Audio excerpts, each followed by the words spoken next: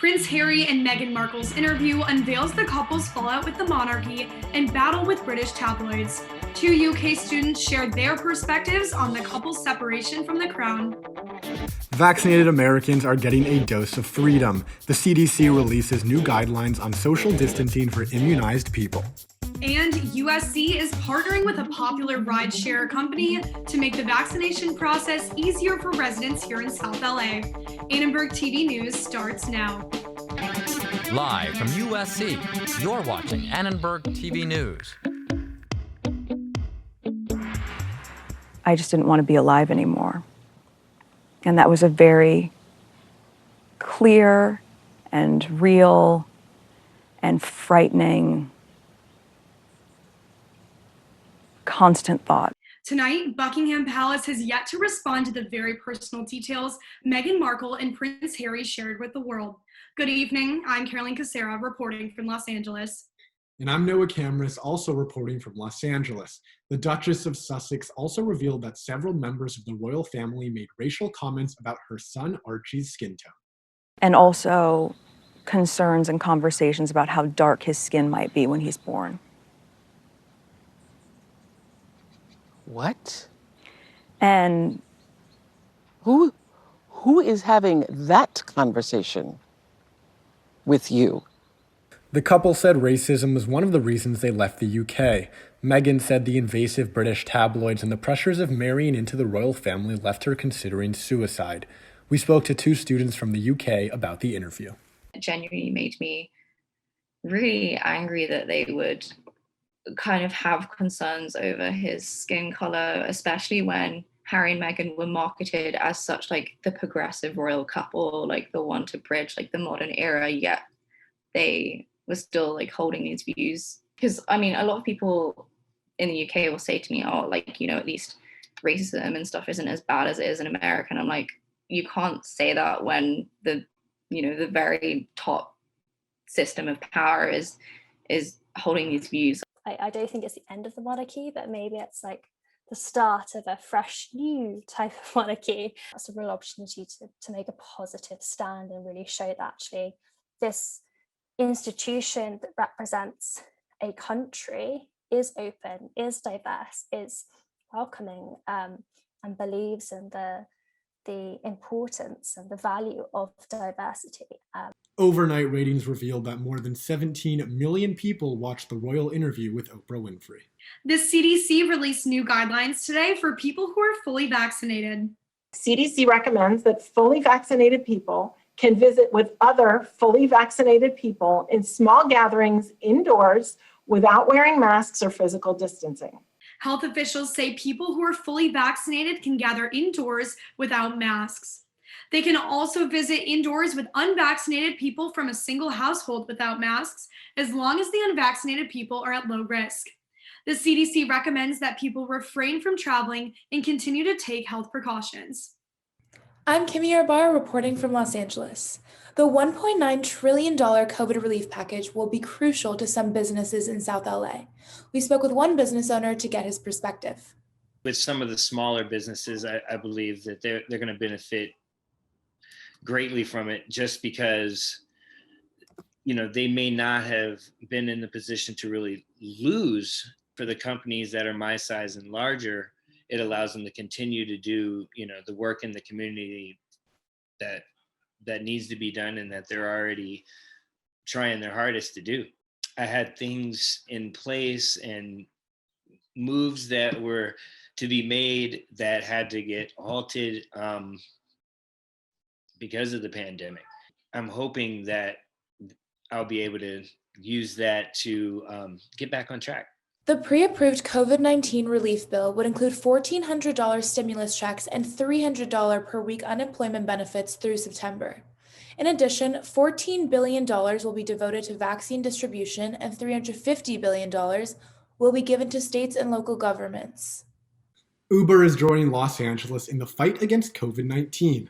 The ride-sharing app will provide free and discounted transportation to a vaccination site at USC for thousands of South Los Angeles residents. USC opens its vaccination site next to the University Park campus tomorrow. The plan is to administer 5,000 doses of the vaccine per day.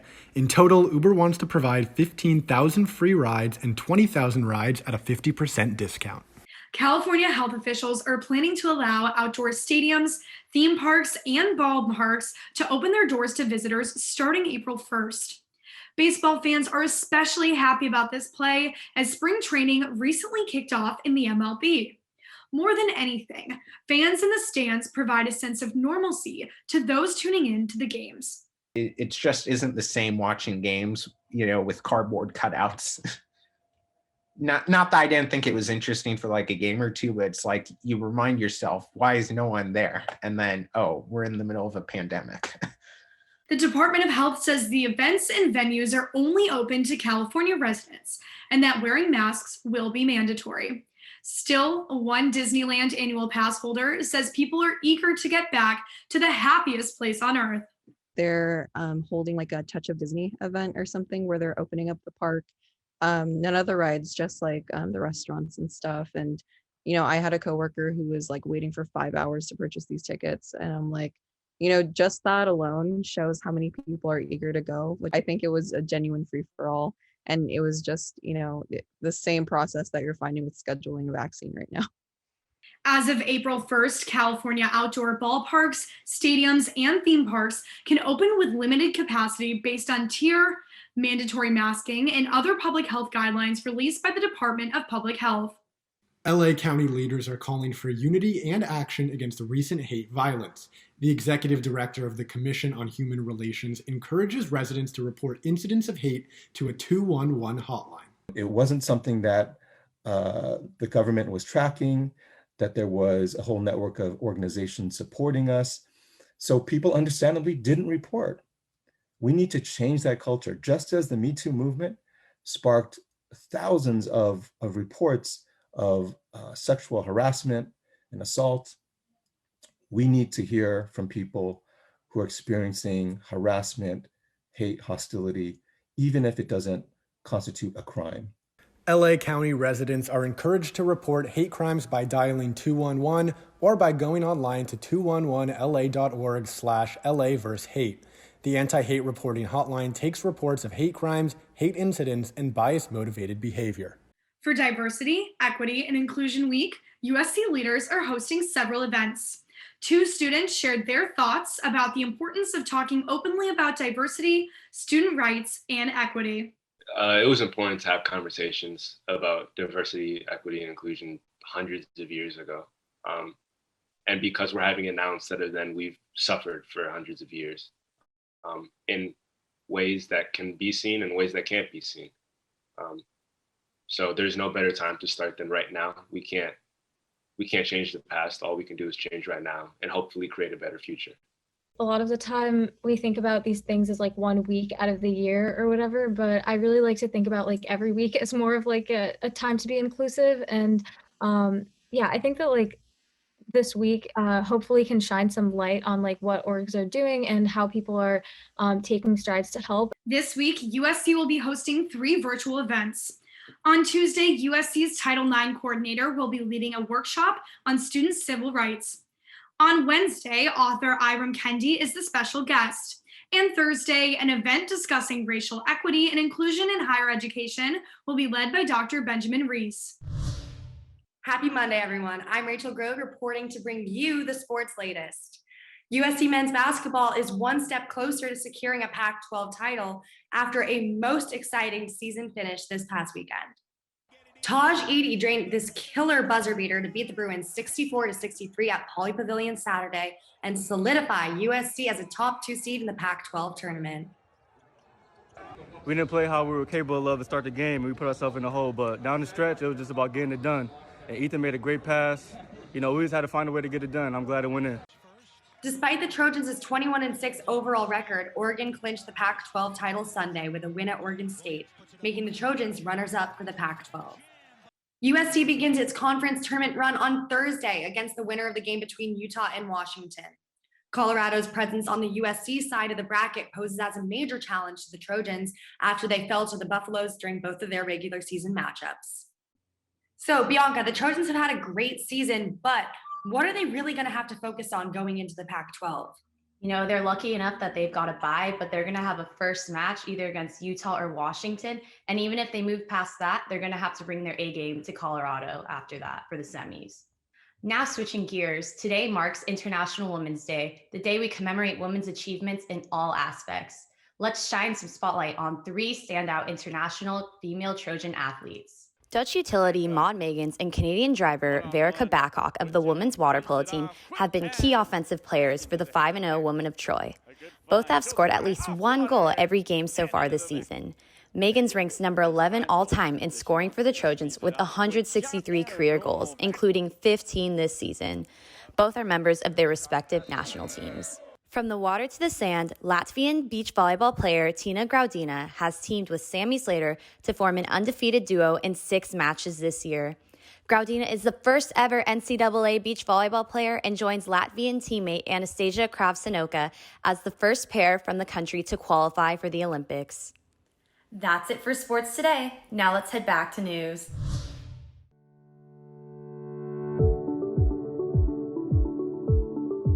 Welcome back to Trojans Around the Globe. I'm Jennifer Kim, reporting from Seoul. Starting freshman year 6,000 miles away is something many of us never could have imagined. But students like Brian Park says the experience isn't as bad as he thought it would be. I still don't know what it's like on campus and how the LA scene is in general. I think it didn't hit me as hard because I had that natural transition from online Zoom high school to online Zoom uni. So for my first semester, I was kind of lost with classes and everything, so I couldn't really find time. I just missed out on the opportunity completely. But this spring semester, I was lucky enough to join 2 clubs, one NOD, Innovative Design at USC, and the other Escape SC. So that's been really fun, just getting to meet new people and just talking to people with similar interests. After classes and club meetings, Brian loves to wind down and take time for himself by playing the guitar.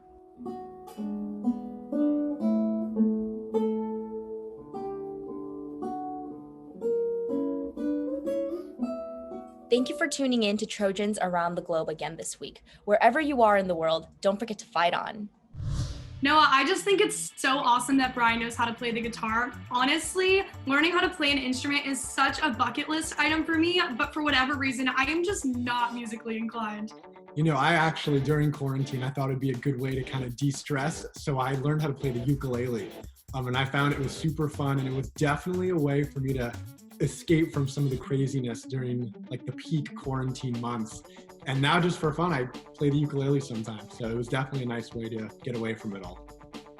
What an awesome new hobby you have. For me, I was a little bit more stereotypical and did a lot of baking during that time. So my family always had fresh loaves of banana bread in our house. That's it for Annenberg TV News. Thanks so much for watching. From everyone at Annenberg Media, have a great night.